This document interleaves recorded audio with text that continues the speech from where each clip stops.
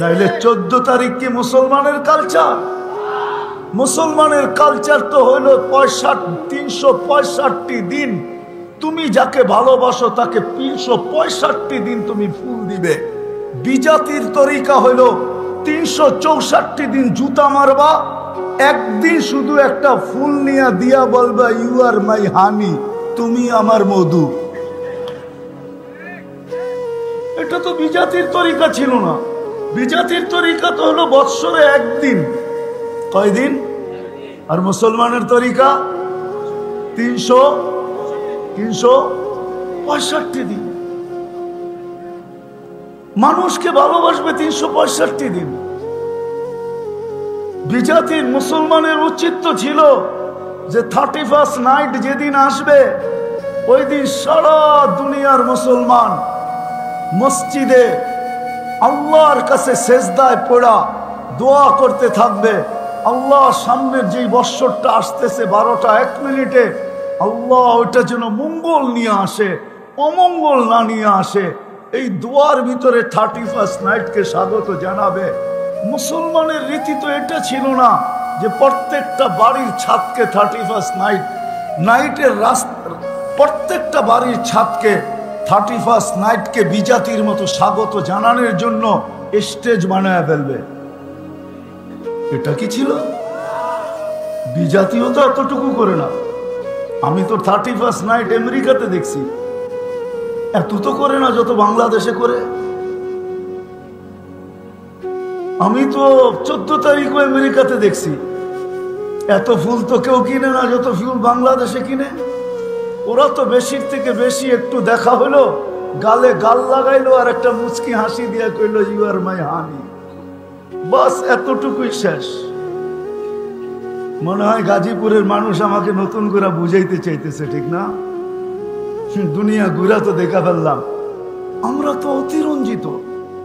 কেন কেন মুসলমান আজকে এত নির্যাতিত? কেন এত রক্ত ঝরতেছে? আবাবিল শুধু আকাশে কেন ঘুরা বেড়াইতেছে? ওর পাঞ্জা এখনো তো আছে, ওর অস্তিত্ব তো এখনো আছে, ওই পাথরগুলো তো এখনো আছে যেগুলো হাতিয়ালার উপরে বর্ষিত হয়েছিল, যাদেরকে পাউডার বানায় দিছিলেন। ওই আবাবিল এখন আকাশে ঘুরে কেন? ওকে কি এই জন্য অস্তিত্ব যে আকাশে ঘুরা বেড়াবে? আমার বিবেক তো বলে আবাবিল এই জন্য অস্তিত্ব না।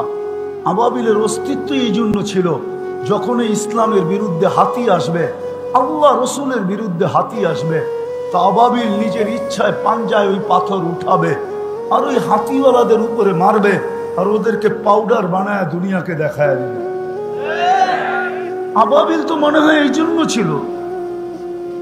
মশা তো এই জন্য ছিল না যে গাজীপুরের মানুষকে কাটতে থাকবে আর ডেঙ্গুর সিরিয়াল হাসপাতালে লাগতে থাকবে।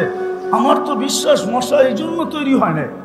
মশা তো তৈরি হয়েছিল এই জন্য, নমরুদ যখনই দুনিয়াতে অস্তিত্ব নিবে আর খোদাই দাবি করে বাহির হবে যে আমি অল ইন অল, তখনই মশা তার কাজ দেখাবে।